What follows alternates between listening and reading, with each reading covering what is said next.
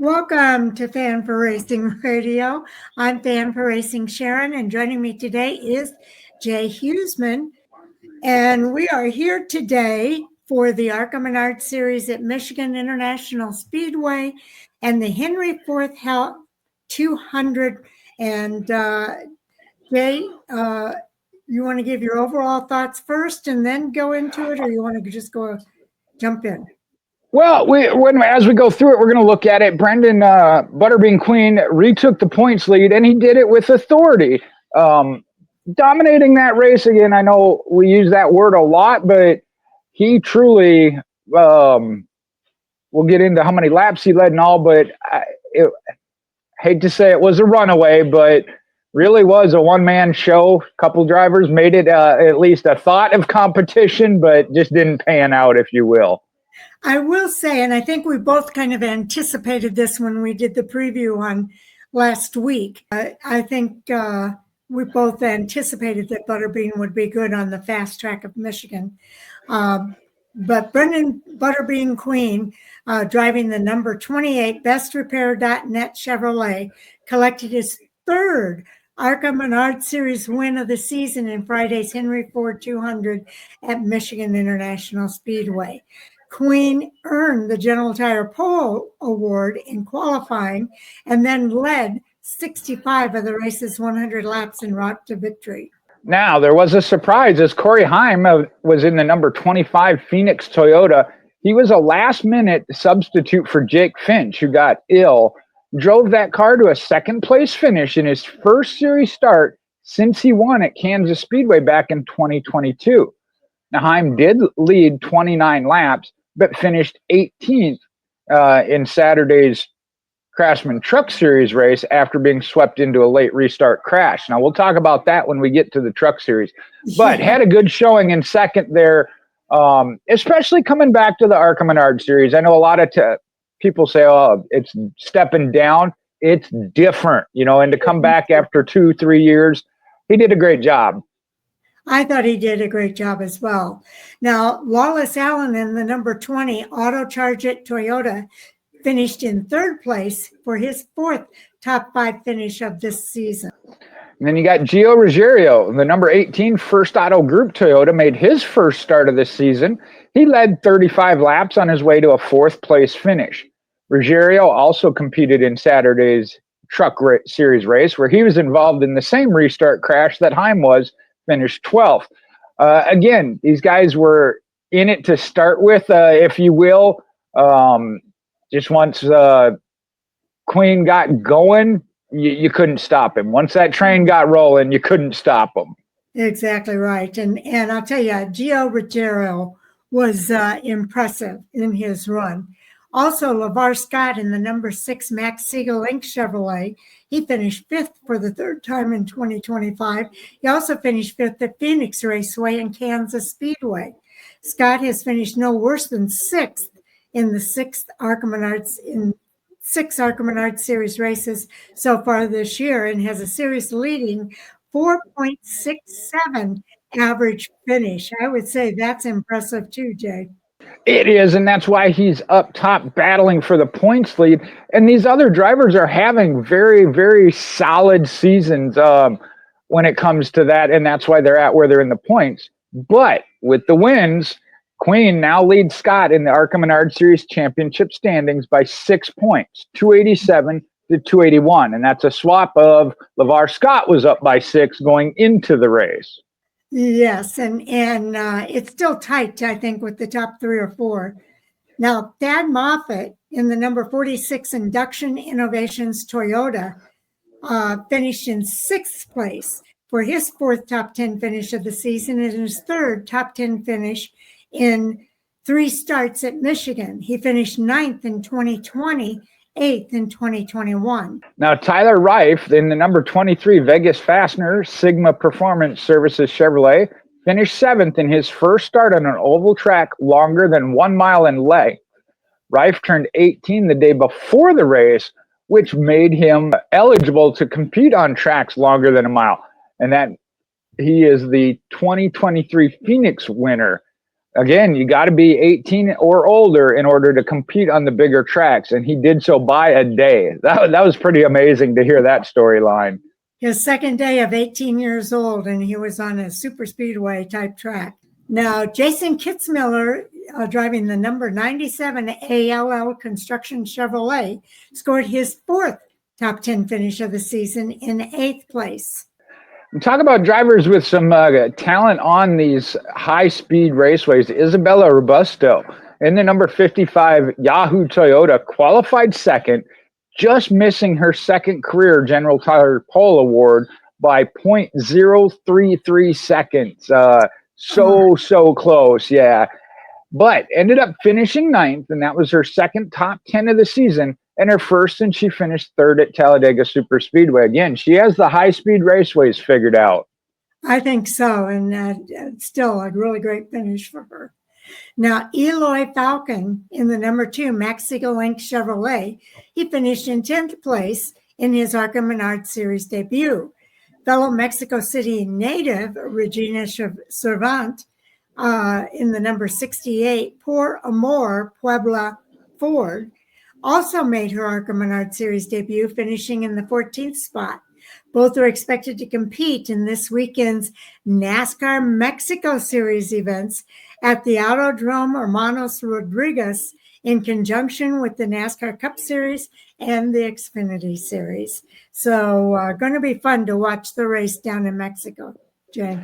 It is. Looking forward to that, and I know we'll review that later on in the week. Certainly groundbreaking for the Cup Series. The Xfinity Series been there before. One thing there, though, this is what we look forward to. Some of the drivers from down there that we get to see. And I go back to Adrian Fernandez when the Xfinity Series was running down there. Love to showcase that talent. Yes, indeed. Now, Andy Jakowiak, the number 73 Acacia Energy Dax Markets Toyota, finished 14th. He had a fuel pressure issue that forced an unscheduled pit stop just before the race's first caution flag. Unfortunately, he's another one been having a very solid season. Gremlin got him there with the fuel pressure issue at Michigan. Yeah, it's always disappointing when those gremlins show up, but Andy Jakowiak will be back. Okay, now the next race for the ARCA Menards Series is the Berlin ARCA 200. Berlin Raceway is in Michigan, so that's kind of interesting. 2 Michigan races in a week. That race is Friday, June the 14th, and the race will be televised live on Fox Sports 1 starting at 7 p.m. Eastern Time. Complete event information, including live timing and scoring data for all on-track activity and live race audio, is also available at arcaracing.com. Now, up-to-the-minute updates are available by following at ARCA_racing on X, formerly known as Twitter. And all of those tools are very, very useful, again, if you don't happen to be able to watch the race or want to follow along and you have the internet access to access the pages. Certainly some great tools available to utilize there.